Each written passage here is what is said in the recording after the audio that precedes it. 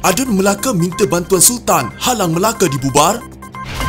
Isu bubar Dun Melaka, Pakatan Harapan dan 4 adun minta bantuan Agong. Rupanya ini punca Zahid, tiba-tiba U-turn isu bubar Dun. Kuli tubuh gerakan, hidupkan UMNO lama.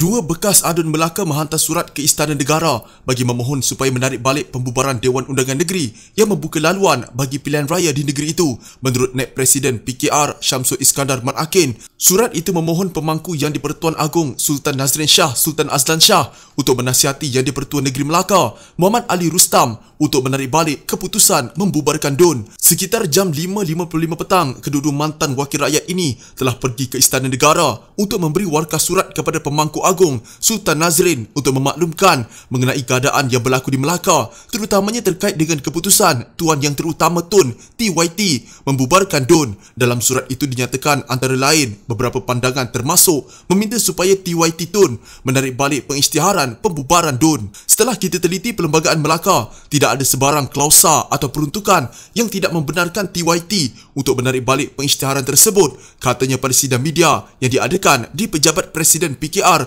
Anwar Ibrahim di Petaling Jaya. Sidang media itu diadakan setelah dua adun Nur Hizam Hassan Bakti bebas penggalan batu dan Nur Effendi Ahmad Bersatu Teluk Emas mengadakan pertemuan dengan PKR. Menurut salinan surat yang dilihat Portal Malaysia Kini, selain Nur Hizam dan Effendi, surat itu juga ditandatangani 3 adun lain termasuk Pengerusi Pakatan Harapan Melaka Azli Zahari. Surat berkenaan ditujukan kepada Sultan Nazrin memandangkan Yang di-Pertuan Agong Sultan Abdullah Ahmad Shah tidak ada di dalam negara ketika ini. Syamsul berkata, PKR dan Pakatan Harapan membantah pilihan raya negeri diadakan memandangkan waktu ini bukan masa yang sesuai untuk ia diadakan berikutan wabak penyakit berbahaya. Ahli Parlimen Hang Tuah Jaya itu juga menolak cadangan Presiden UMNO Ahmad Zaid Hamidi agar darurat diisytiharkan supaya pilihan raya berkenaan ditangguhkan seperti yang berlaku di Sarawak. Menurutnya, cadangan Zahid adalah separuh masa dan hanya akan menimbulkan masalah, terutama apabila negeri itu masih belum membentangkan belanjawan negeri untuk tahun hadapan. Ketika ditanya apakah yang akan dilakukan sekiranya usaha memohon bantuan Istana Negara itu gagal, Syamsul berkata mereka masih mempunyai pilihan lain, iaitu membawa perkara itu ke mahkamah. Dari segi fakta yang dizahirkan dalam kenyataan Speaker DUN Melaka, bermaksud ketika Sulaiman Mat Ali mengutus surat kepada TYT, beliau sudah hilang keabsahan sebagai Ketua Menteri. Kalau ada nasihat pun itu hanya permintaan yang TYT boleh tolak, tidak wajib untuk diikuti kerana bukan bertindak atas nasihat. Surat itu dari Sulaiman hanya permintaan, kata Syamsul.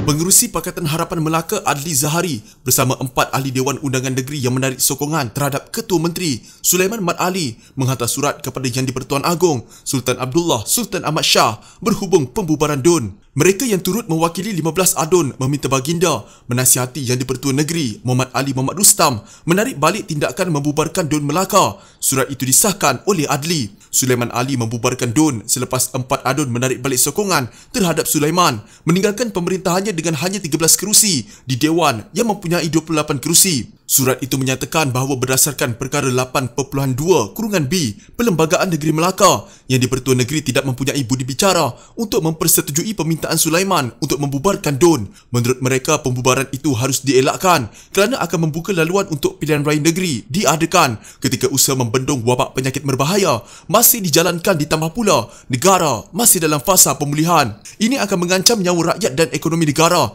pada ketika wabak penyakit berbahaya belum lagi terkawal dengan sepenuhnya. Kata mereka, Yang di-Pertuan Negeri seharusnya terlebih dahulu memanggil 28 adun untuk mengesahkan kehilangan majoriti dan untuk mengesahkan sokongan untuk calon Ketua Menteri Pakatan Harapan. Proses itu juga tidak harus tergesa-gesa ketika Yang di-Pertuan Negeri sedang dalam tempoh kuarantin bermula 30 September hingga 7 Oktober, kata mereka. Surat itu juga menyatakan bahawa Yang di-Pertuan Negeri berhak menolak nasihat Sulaiman kerana Melaka bukan lagi bawah pimpinannya. Dilihat berbolak-balik semasa menguruskan kemelut politik Melaka, Presiden UMNO Ahmad Zaid Habibie menjelaskan keadaan itu kepada umum. Katanya, memang di Dewan Rakyat sebelum ini, dia menyatakan saranan agar rakyat diberikan mandat untuk memilih kerajaan baru di Melaka. Jika benar kerajaan sedia ada, diterajui Barisan Nasional dan Pakatan Harapan sudah tumbang. Bagaimanapun, katanya saya tidak dapat mengulas lebih lanjut mengenai saranan berkenaan kerana ruang masa untuk dia bercakap adalah terhad. Banyak lagi hal rakyat yang perlu diketengahkan kepada Dewan, katanya dalam hantaran di media sosial. Pada 4 Oktober lalu semasa berbahas di Dewan Rakyat, Ahmad Zahid menyarankan agar Dewan Undangan Negeri Melaka dibubarkan. Ekoran kemelut yang berlaku membabitkan isu dalaman UMNO. Kata Ahmad Zahid, dia tidak hairan jika UMNO kehilangan kerajaan yang dipimpin melalui Sulaiman Mat Ali selaku Ketua Menteri. Dan kita beri mandat semula pada rakyat untuk rakyat memilih manakah kerajaan terbaik untuk mentadbir negeri dan juga negara kita, insya-Allah, katanya. Sehari kemudian, pengerusi UMNO Melaka merangkap Speaker DUN negeri itu, AB Rauf Yusof, mengumumkan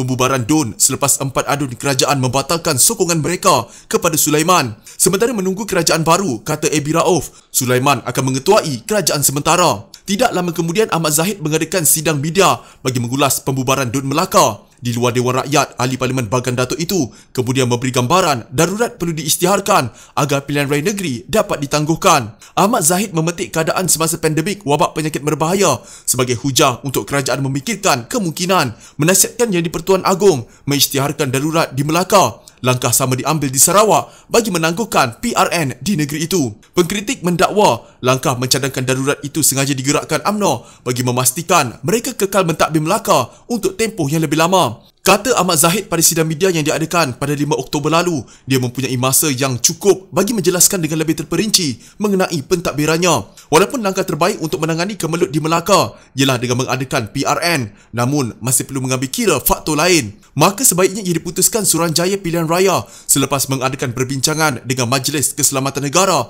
dan Kementerian Kesihatan Malaysia, katanya. Sehingga ada keputusan muktamad dibuat, tambah Ahmad Zahid, Ketua Menteri Melaka akan terus berfungsi dalam bentuk caretaker government. Pada masa yang sama, katanya, UMNO mengakui nasi sudah menjadi bubur, maka parti perlu bersiap siaga mengharungi PRN jika itu yang ditetapkan oleh SPR, katanya.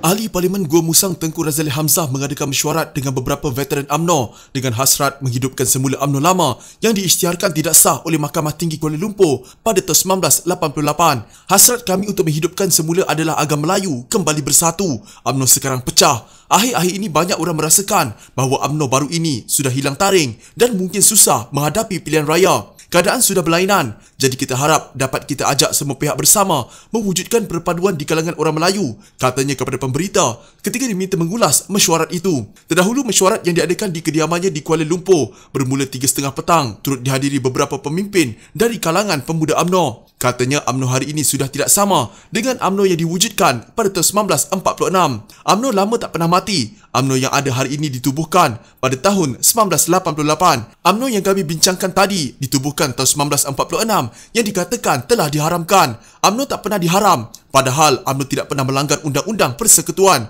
Didakwa sebagai membatalkan pendaftaran sebenarnya tak pernah berlaku, katanya. Tambahnya, sambutan untuk mengaktifkan semula UMNO lama sangat menggalakkan. Kami telah membuat beberapa mesyuarat sebelum ini. Sambutannya sangat menggalakkan. Kami akan membuat beberapa kajian sebelum menghidupkan semula UMNO lama. Katanya sambil beliau dinasihatkan bahawa tidak perlu berjumpa Jabatan Pendaftaran Pertubuhan ROS untuk mengaktifkan semula UMNO lama. Untuk rekod, pada tahun 1987, satu tindakan guaman sivil telah difailkan di Mahkamah Tinggi Kuala Lumpur oleh 11 ahli UMNO di mana mereka telah memohon satu relief termasuk suatu pengisytiharan bahawa pemilihan calon yang menang semasa Perhimpunan Agung UMNO April 1987 sebagai bertentangan dengan perlembagaan parti tidak sah dan dianggap terbatal serta tidak mempunyai kesan. Selepas perbicaraan hampir 7 bulan, pada 4 Februari 1988, Mahkamah Tinggi Kuala Lumpur mengisytiharkan bahawa UMNO sebagai pertubuhan yang tidak sah kerana wujudnya beberapa cawangan yang tidak didaftarkan dan dianggap tidak sah di bawah Akta Pertubuhan 1966.